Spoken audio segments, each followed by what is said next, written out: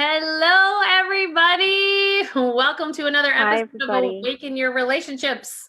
I have found that so many things in life, our money doesn't show up in our world. We don't have the health that we want. We don't have the relationships that we want because we have to start to live our lives from the inside out. And sometimes that's hard when we're stuck. And so I'm the money chick, and the money is just a result of everything else. And today, Rita is going to help us on the relationship side because she certainly helped me through my stuff. And and I am super grateful for that because when we're stuck in our own stuff, having somebody just kind of show us the way along the way is super helpful, so they can kind of be that little string that just kind of lifts us, pulls us right out.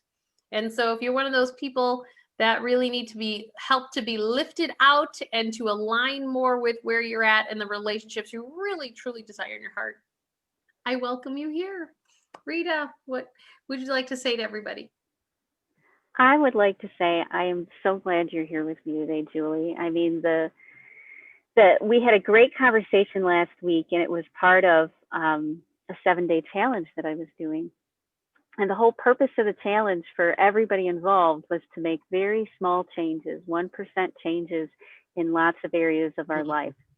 And you came in on Thursday and was such a wonderful role model for the women in the group on how to, that you can be successful and screwed up at the same time. Well, can I put that along with my homecoming queen plaque from high school? Absolutely. Absolutely. How to be successful and messed up simultaneously. But that's actually what we all need to hear these days, because we all feel so screwed up inside, and everybody's relationships are going down the toilet, and and pretty much in these times we've got two choices. We can run away emotionally or energetically some way, or we can dig in. Yeah. And so this is a time for all of us to dig in deeper into the things that we were able to just sort of ignore most of our life. But now they're coming to the surface. And our ego has really helped that. Oh, yeah. Oh, yeah. And our ego tells us that it's somebody else's fault, that we have to protect ourselves from somebody else. That's our ego. That's our young self, our young child coming out and saying, I can't protect myself, and so I have to control you in some way. But that's not the answer to any of it. When we have those feelings that come up, you're really just going to distract yourself. If we're looking at whose fault is it? Is it Trump's fault? Is it the government's fault? Is it my boyfriend's fault? Is it my lawyer's fault? Whose fault is it? And we go on this little sidetrack down a rabbit hole trying to figure out who's to blame, but we never make any progress, because as soon as we, decide that person isn't to blame, we're still just go around in a circle, I call them, we stay in our suffering cycles. We stay in our suffering patterns because of all the stories we create in this noodle. Yeah, and I'd like to talk about that stuff gently, because it's easy for us to then turn the blame and the shame on ourselves and say, well, why are you feeling this way? And that's what happens to women most of the time. We don't blame everybody else. We take a big share of the blame on our own shoulders. Somebody's to blame, and it must be me. And as long as we stay in that blame of feeling ashamed of who we are, we don't actually move forward very fast. We kind of limp along, feeling like we're dragging ourselves across the ground with our fingernails, looking for a muddy little, pool in the middle of the Sahara Desert in order to drink. I mean, you feel so out of control. And we may be able to try to control somebody else temporarily, but it never lasts. And then that suffering cycle comes back again. Yeah. Well, and I can tell you from a relationship perspective, that was certainly the reality in my world, So fear often drives us to trying to control, right? Mhm. And Mhm. so I have found that to be true, that, when I was married, that it was my fear that my kids would get screwed up with what he was doing as an at-home dad, and that would then lead to my response system. And And how would you respond? How did you respond to those fears? well, I would try to micromanage. I would try to control. I would try to like check all the boxes to make sure, because I was a perfectionist, right? I always say I'm a recovering perfectionist. Mhm. you know, Crossed every T, dot every I. But in the meantime, I was driving him crazy. And certainly it takes two to tango. It wasn't certainly all me. There was, we both played a role for each other. And for better, for worse, we're both better off today because of the journey we went on. But it's really interesting to look back and really see, how we actually participate in the reality. Because when we are thinking, and then I did this, I was like, well, he's doing this and he's doing that and he's doing this. And the reality of it was we were both doing stuff. And it was really hard to look at how I was showing up as the micromanager and pushing and trying to control it because of my own fears of that it was different than how I would handle something. And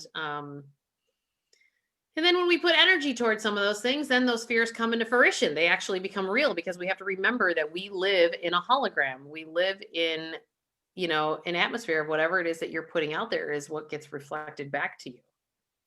And then it comes in manifestation form. And I remember there was a huge turning point at some point along the way where someone was telling me, why don't you just show up to this court date differently than you ever have?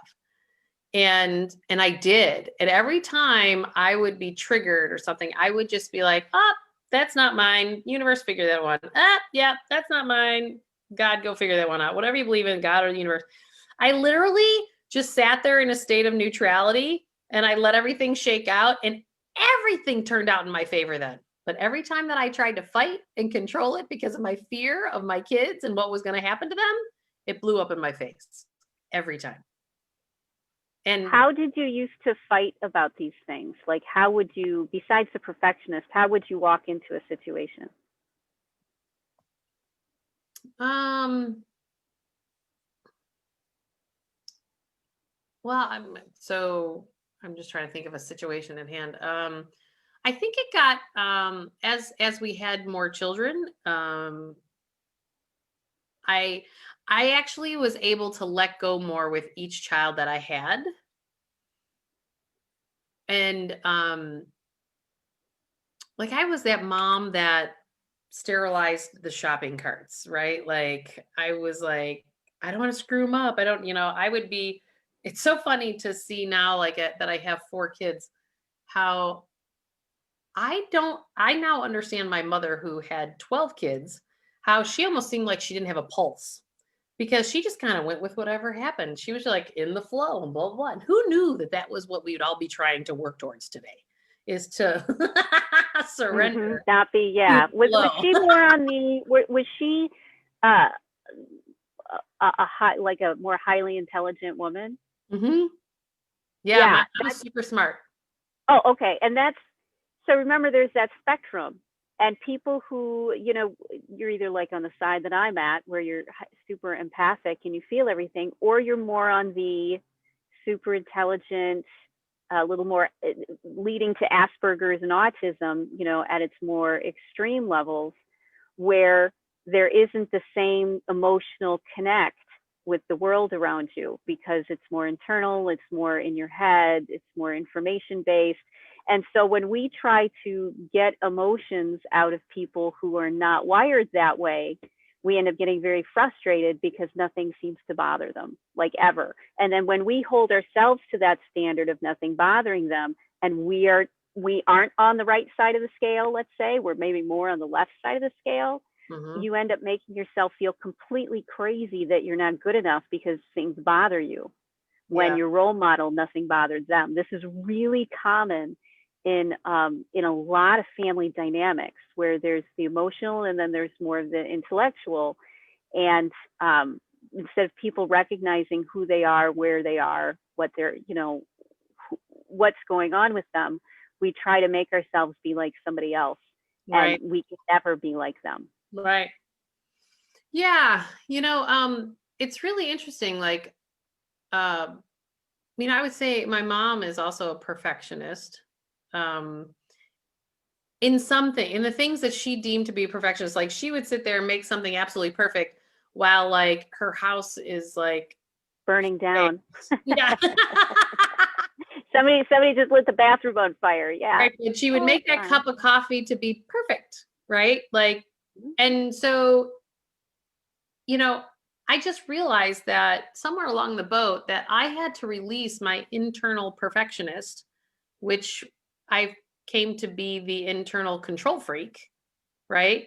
Because I know how to run a really efficient business. So I was like, I remember my ex-husband always saying to me, Julie, I'm not your employee.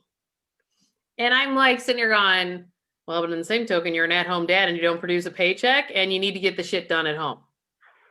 And like I literally did look at it like a business. Like it was just like, wow, yeah, wow. And, you see how stuff like that would totally make somebody feel devalued, right?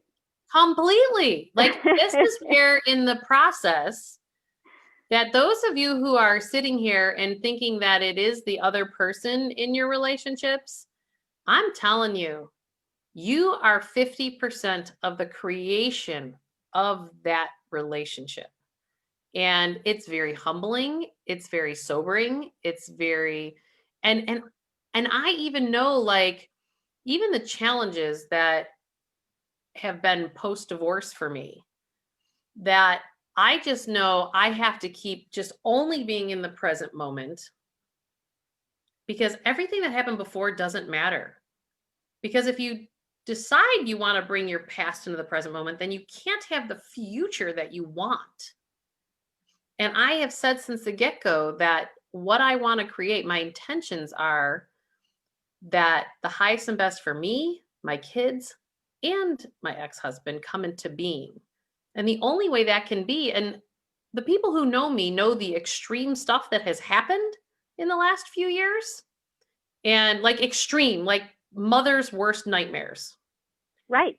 And right. Which are actually sadly more common than anyone acknowledges. Right. And so, but if I keep showing up the way that I used to show up, then I'm only going to get what I've always gotten. And I really want it different. And that different really showed up in a big way about 2.5 months ago. And I'm almost like kind of like, what is going on? Like it's a whole new world. Right. It's surreal and weird. You're like, how did this happen? It finally snapped and flipped. Where all the professionals, you told me that would happen. I've heard other spiritual teachers tell me that this would happen. Now I'm like, holy crap. It's like, now I manifested what I wanted. And I'm like going, I don't even really necessarily know how to behave, because there is still that cellular structure inside. So Rita and I were talking beforehand that I'm really trying to shed things out of my body now, because on a cellular level, it's been stuck in my body. And I bought a Peloton treadmill and I am loving it. But the other day, I think it was yesterday, like, oh my God, my hips were killing me.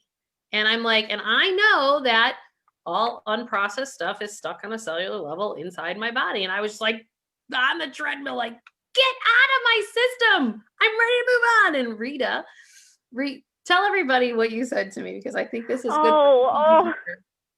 Well, you were telling me that, and I thought, oh my God, that's what you're saying to yourself in your head? That's what you're thinking? Oh no, I wasn't doing it in my head, honey. I was screaming it out. We should never treat ourselves that way, because what you're doing is recreating that suffering cycle again. Yep. Of where you're telling a part of yourself that they are not good enough, that they are wrong, that they are bad.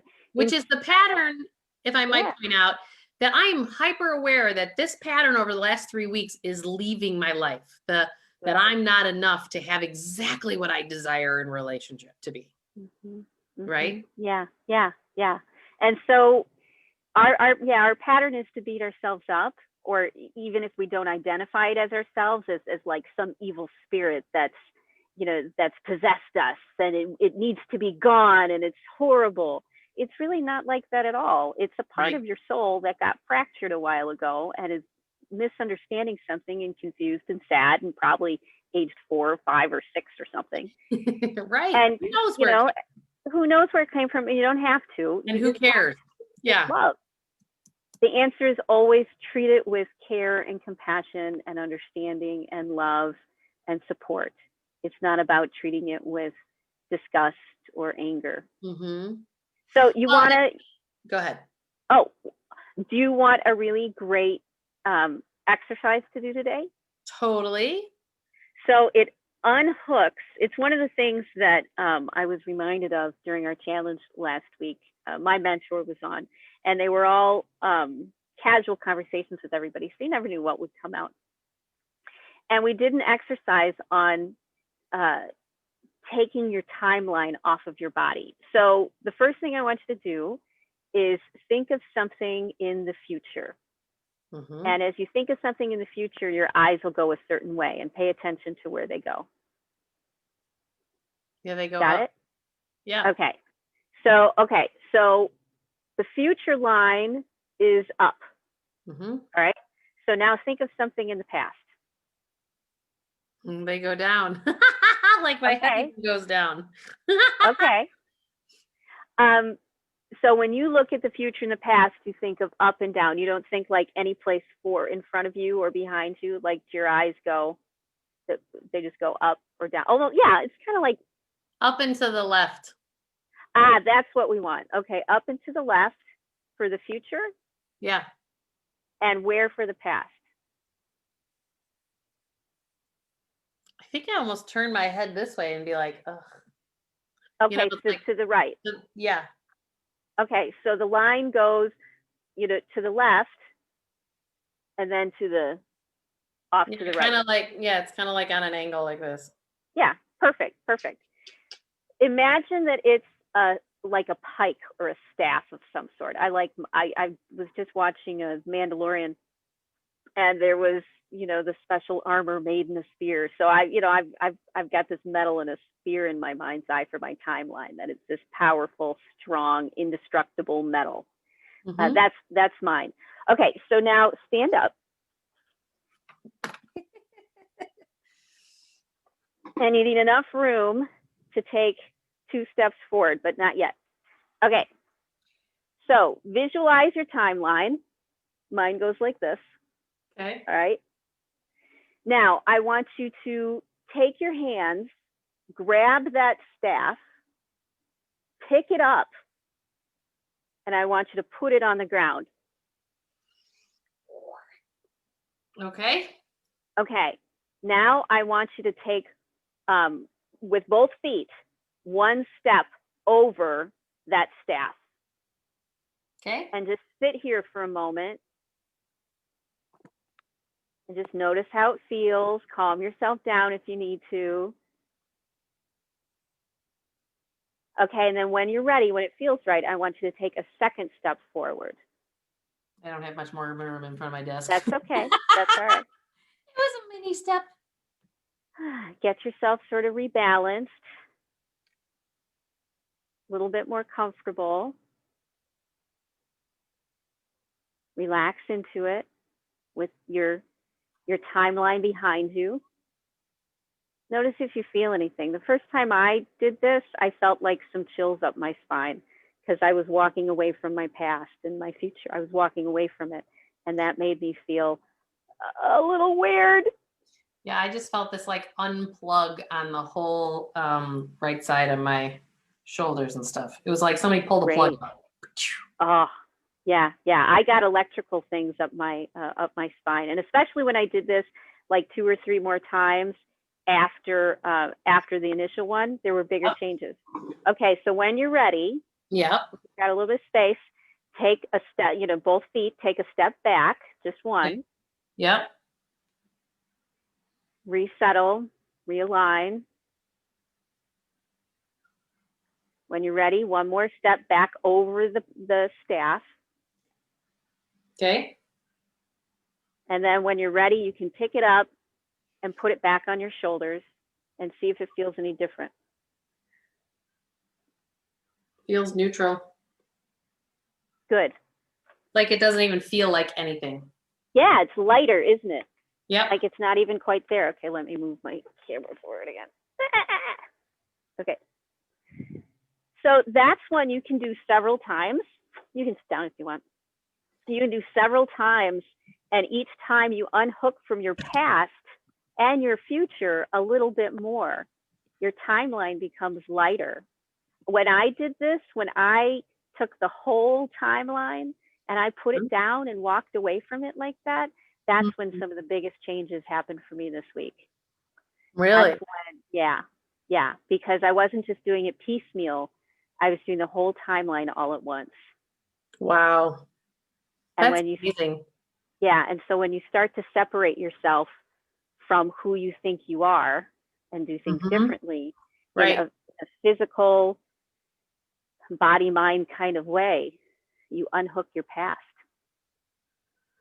Man, and so many of us are carrying so many components of our past that really don't serve us any longer. And it's time for us to have freedom from that. That's the word, freedom. Like, how many of you out there really want freedom, to feel free, to feel, I really feel like that's what some of this lockdown stuff is. It's for us to really see where in our lives we want freedom. Because the reality that we're sitting in is right here.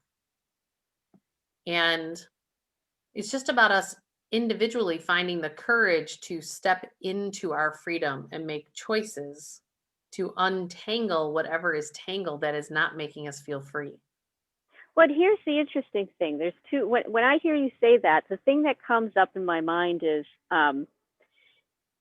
that when you say it, for me, when you say it like that, boy, does that sound like a lot of work. Boy, does that sound like something I do not want to do, because it's going to be a trudge uphill. And I want to invite people to consider something different. If you want freedom, do the timeline exercise a few times. And then you naturally, without a doubt, start to untangle from things. It's not like you're wading into the middle and trying to untangle it. That is true. You're pulling the pin that makes everything untangle itself. Correct. So it's way faster. That is so true. Like, we don't have to make this process hard, which many of us do, right? Without being able to help it, because it's all the trauma on their system that comes up and re-triggers them, and you feel held hostage by how you feel. Right. I'm so done feeling hostage to anything. But what's been so interesting to me is to watch how, as I decide I don't want to feel hostage and I want to feel a sense of freedom, how many people would like me to go back to the hostage. Because then what happens energetically is that we are connected to those people we have relationships with, right? And so they feel when we disconnect from it. And so we have to understand, like, I watched, in my relationship, I watched him spin out because I chose my freedom from what we created together. And I just kept telling my children, more love and compassion. I remember my daughter screaming at me going, "Are you kidding me? After blah, blah, blah, blah, blah." And I was like, love and compassion, it's the only solution. And it's funny. Now I'm watching my kids say to people going, well, as long as we give love and compassion, it all works out. Like, their nervous systems even aren't triggered. And you don't necessarily always know what that solution is, but if you set the intention, and you're never going to always be perfect at it, but it can be easy, it can be simple, it can be graceful, but we have to decide to choose that. Yeah. Yeah. It can be beautiful, like your angel mirror, or like my drum that looks like a moon on my TV. I mean, It it really can be does look cool. like a moon. I know it was total happenstance, and once I figured it out like a week ago, I was like, that is so cool. But it's graceful. And that's why before, when you were saying, well, we need to untangle and we need to do this, nobody wants to do that. We want to do it easy and graceful and gentle and have fun. Just like it is to slide a credit card. It's easy, it's graceful. It's exciting, it's fun. You get a little buzz from it. And that's what growth is supposed to be about, where, bad things happen. Healthy growth, right? Yeah, because bad things will always happen, but it doesn't impact us as much because we unhook mentally in our brain from our past traumas. So now as an adult, we see the situation as something that, we can handle and it's okay. Right. Versus through all of these layers of, when we were molested, or when we saw someone abused, or when someone didn't bring a cake to class that you could eat on their birthday. Just, it doesn't matter where the trauma comes from. It's still stress on your brain. So that kind of leads to what we put the title for today is, where do relationship problems come from in the first place? Mm-hmm. Can you talk a little bit about that? Yeah, they come from inside of our body. All the problems that we have. To like connect to. I just know that a lot of people are in a belief system like, what? How does it start in my body? Like that's a little like bizarre world. Yeah. Can you explain that a little bit? Sure. When something bad happens to us that we don't like and we can't figure out, especially if we're kids and we have the fantastical melodramatic brains that we do, and our brains like, small and it doesn't understand anything. Little snails become giant water monsters. It's what happens. And if something happens and we kind of get stuck in it, then anytime we're reminded of that fear or that experience, we feel exactly like that kid did, to the same degree of overwhelm and crazy and brain not functioning and, needing to people please, needing to be perfect. So physically, when something reminds us of an old memory that we might not even remember, but an old trauma of some sort, and it can be really anything, then our body reacts just like it did then, and then we behave in ways which make relationships worse and trigger the other person's fears from when they were kids of stuff they might not remember. And now you've got relationship problems because it's a projection to a projection of your trauma. Yeah, I'm acting out my fears and they're acting out their fears, and we're not even communicating with each other. Right. Because I'm a 4-year-old girl in a trailer and they're, and they're on a playground being bullied for stuttering. Right. So how can we have any relationships when that's how we're communicating with each other from two different storylines, and the feelings are so big that we can't see the other side because we are right in the middle physically. We're right in the middle of that unhealed trauma again. Right. And so now, how can you not have relationship problems then? It's inevitable because no one's communicating, because they're all living in that fear of their past. And this is where, when I realized from my childhood what it was, that I started to heal that and work on that, that's when it started to unravel, because I was stepping out of the dynamic of what was already created, because I was becoming more conscious as to what it was, what was my participation. And really it wasn't very hard from a perspective of saying, I just want it to be different. Like, it was literally just about that. This is not the dream.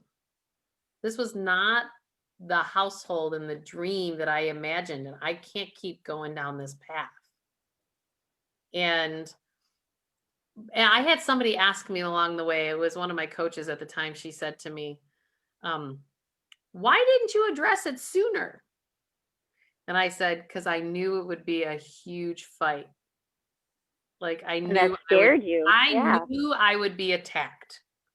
Like, I literally, to kind of give people an idea, I spent $600,000 in 11 months trying to get divorced. And what I'd like to suggest to you is, you know, you've talked about your past with the priest before. Yep.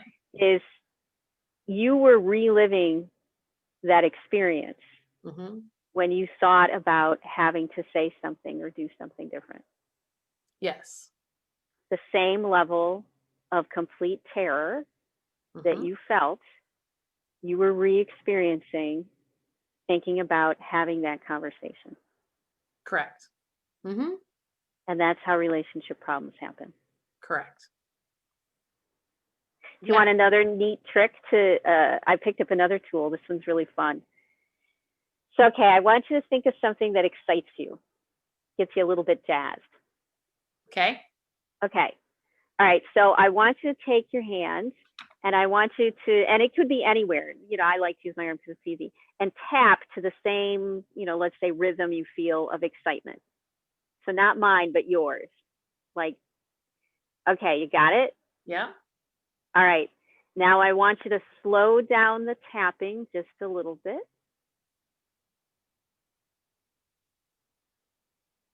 And slow it down a little bit more.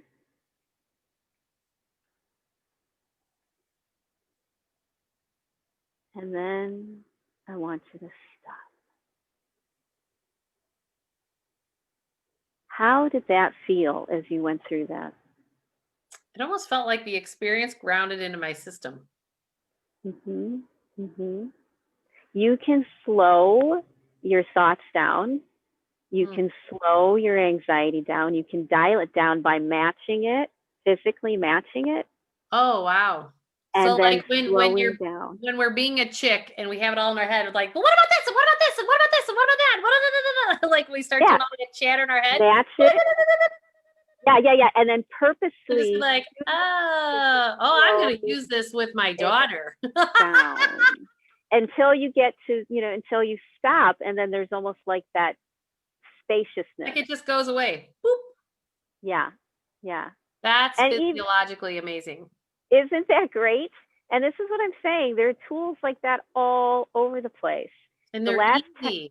And free, and you can do them in the bathroom or in the car. They don't cost a lot of money. You can be in the middle of a meeting. Someone can be yelling at you, you know, whatever. It doesn't matter. The last 10 to 15 years of trauma science have told us that you don't have to go into the story. You can go directly to the body. Right. Well, and that's the thing. So I used to be the person, and I know a lot of women do this out there, is that you get on the horn and you start telling everybody your story. And I used to say that that was me processing through it. And really, it's just keeping you hooked. You just loop around, and then your girlfriend say, yeah, that's yeah. And I even used to use coaches to like process it through, but I was like trying to like, and I've realized it can just be as little as going, whoop, let me just drop you off. Whoop. Right. Yeah. Like you did when you went to the court. You said, this isn't mine. I'm not going to hold on to it. That was a conscious choice you made. Totally. And people use therapy in the same way, you know, or a bartender or whatever, where but it keeps reinforcing the story, when in reality, the story is just something your mind makes up to explain why you feel as uncomfortable that you do. And until you let it go by doing something physically to help you let it go, you're never going to know what what the original source was. What Yeah. happens is when you let it go, that's when you know where the stress really came from. Until then, it's just a story that keeps running in your head that makes no sense. Yeah, that's so true. It's like, let it go. You have And that's to, where and we really have to only just when you do decide that. that that's reality and that's what you desire. Yeah, and you're sick of your own story. I think for me, it was I got sick of hearing my own effing story over and over in my own head. We think the same things like 80% of the time. This is what keeps us stuck But because see, we keep here's thinking the the thing same is, things. because those stories are so powerful, this Yeah. is where I want to urge people who are watching, like, make it the story you want it to be, hmm not the one you hmm don't want it to be. I talk hmm about this in my book, Awaken Your Wealth, that our words are very powerful. Don't say what you don't want, say what you want. Like, create the hmm stories around what you want to create and what you desire your relationships to be, whether those are personal relationships, employer, family relationships. I mean, you really hmm don't show up in the world differently in all those different areas, even though we try to Right. compartmentalize it. Right. It doesn't work. We're still the same No, we're person. human beings. Like, we're wired the way we're wired, and that's hmm it. Like, hmm end of story, you know? hmm And it's hmm because you deserve it. Like, Oh, everyone watching, yeah. you deserve the story Every single that your person. heart is just screaming for. But you hmm have to decide to hook to that story. I used to tell people, I would say, you get to pick any story you want. You can believe in God, you can believe in the devil, you can believe in a universe, you can believe that nothing exists. You can believe whatever you want. And if that's true, and it is, then decide what you want to believe. Look for Right. evidence of love. Don't look for evidence of not love. Right. Look for proof that shows you you're safe. Mm-hmm. Stop looking for proof that shows you're not safe. Make a Right. conscious effort to look for something different in your life, and then you'll be able to see it. Right. But you have to decide you're an adult who can think differently, and you choose to think differently. And when you choose to think differently, that's when your body can heal itself and your brain can People. heal itself. So it's not a magic pill. What it is you're nurturing the garden of your brain. It goes from an empty desert landscape where everything's starved to something that's lush and produces fruit and has sunshine and a caretaker that, pokes around, makes sure everything's okay. So you become a garden instead of the desert that you are. So we have to nurture ourselves just like we would nurture our backyard. Well, and we have to remember that our brains are creating new grooves in it every day. hmm Right. So, what do you want those new grooves to be about? hmm Right. Like, this is hmm where, we have to choose that and then create it. Once we make the decision to choose it, well, then we have to hold the intention and start to manifest it and pull it in. And it's little things like me getting on my Peloton every day, hmm because 1% change in several areas of your life create massive change. Mhm. Getting on your Peloton every day. Absolutely. Such great stuff. Well, hmm any other last tidbits you'd like to share with anyone this morning in terms of where do our relationship problems come up in the first place? Um, yeah. So tomorrow, so I did this challenge for 7 days, and now a week's gone by, and I know I had a big transformational week where things changed because I changed. I thought differently. I felt differently, and anybody who participated in it, um, that happened too. So if people are curious about how we change our relationships by changing ourselves, we're going to have a little party tomorrow, a Zoom party, where we're going to share everything that's going on, the speakers and the people who showed up and what they discovered a week later after making 1% change, in just Oh, that's very beautiful. small ways in their life. Because if I'm going to be obsessive about anything, it's going to be about beating the drum about how we need to start going to the body first and stop going through the head. We need to start Uh, actually physically changing ourselves, bringing in new nourishment, using self-respect, self-love, self-care, so that we can get out of our suffering cycles. That we have to stop trying, following all these red herrings, and instead go directly to the body. And this is what we're going to talk about tomorrow, because when you go directly to the body, you can start to get your problems sorted out.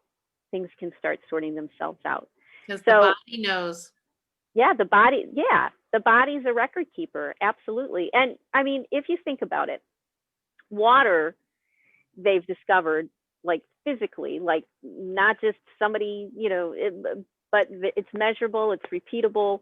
Water has keeps a cloud of information around it. They've started to use them for medical chips, so that information, they can just use a tiny drop of water and it stores massive amounts of information in this field around us. What do you think that is, that we're made of 98% water or something like that? Tons of water. Yep. So we have got, from all this water, we have got this field. That's our aura. That's where all of our information is being stored. Right. And so when we start working with the water in our body, with our body itself, it changes the information that's out there. It changes how we work. Anybody who interacts with that field of information, that'll change it. Yep. We really have to be counterintuitive anymore about relationship problems, because the past has always been about he said, she said, and it needs to be about self-care and recognizing that it's your wounds that are coming up to be healed, and be grateful for the person who's bringing them up for you, so that you can finally heal your body and heal yourself. That is a big piece. I send gratitude to my ex-husband every day in my meditations, because he has really pressed the envelope for me to really heal the trauma that was inside my system. And you didn't even know about it till after the divorce, right? Right. Came up 3 weeks after the divorce, because I was still being triggered. And if I actually really, if being in that relationship was actually the core trauma, then it would have healed after the divorce and I took those steps, but it wasn't, which means that it was a deeper trauma that actually happened in my childhood. And that was the being sexually molested by the Catholic priest. That came up in a hypnotherapy session. It was able to finally surface, because it was finally able to open up. Yep. It felt safe. It's amazing. Yeah. So every time you worried about having a fight, every time you worried about saying something, it was you right back being cornered and helpless. Yep. Exactly. Yeah, absolutely.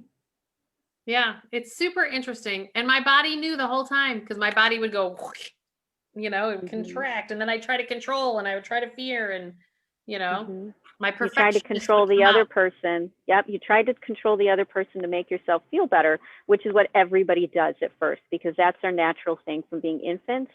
We learned, we were dependent. And so, of course, the other person chose how we felt. Right. But as adults, we have to disentangle from that. Right. Exactly. Beautiful. Well, I am super grateful for another week of Awaken Your Relationships. And thank you, everybody. And please, if you guys have questions, if we can help you, send us messages. Join us on Thursdays here at 9 a.m. Central Time. We are here to help, because we want you all to be living a happier and healthier life. And it's a never-ending process of nurturing and pruning and growing and seeing what comes up, and times you get scared and fights that you might have. It's a process of growing and thriving. So it's okay. And how do people find you, Rita, if they wanted to do some one-on-one work with relationships? 𝐻𝘼𝐾oaching.com, or they can search for me on Facebook. I've got a few different pages around narcissism and my private page. And so people are able to just search me on YouTube or search me on Facebook, and they can like or join or friend me on any of those things. And then my official site is 𝐻𝘼𝐾oaching.com. Excellent. Well, and by all means, if you want to help to not only your relationships, but your health, your work life, alive in that spirit within you, I have my Awakening series Monday through Thursday. Just go to juliemurphy.com, and we'll keep you abreast of everything that's going on to give you tips and tools to help you on your journey. Love you all, and I hope you have the best week ever. Thanks, everybody. Julie. Bye.